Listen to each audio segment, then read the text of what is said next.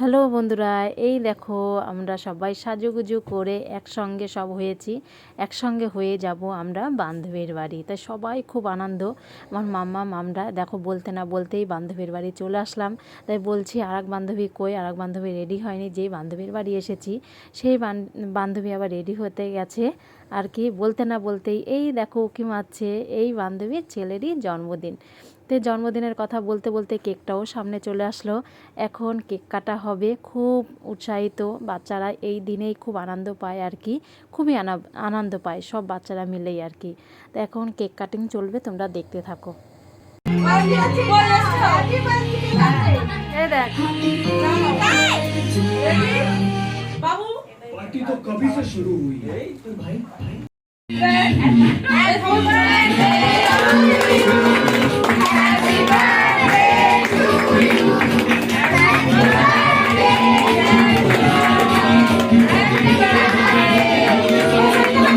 আমাদের তো cake cutting হয়ে গেল। কেক কাটিংয়ের পর খাওয়া দাওয়ার পর্ব শুরু হয়ে গেল। প্রথমেই আমরা বসে পড়লাম, কারণ আমাদের আবার অনেকটা দূরে আসতে হবে বাড়িতে সবারই।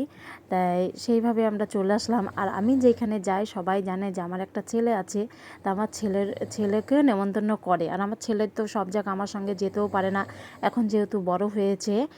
তাই আমার ছেলের জন্য, যেহেতু আমার ছেলে যায়নি, আমার ছেলেরও নেমন্তন্ন ছিল, তা আমার ছেলের জন্য আবার কিন্তু বাড়িতে পার্সেল করে পাঠিয়ে দিয়েছিল।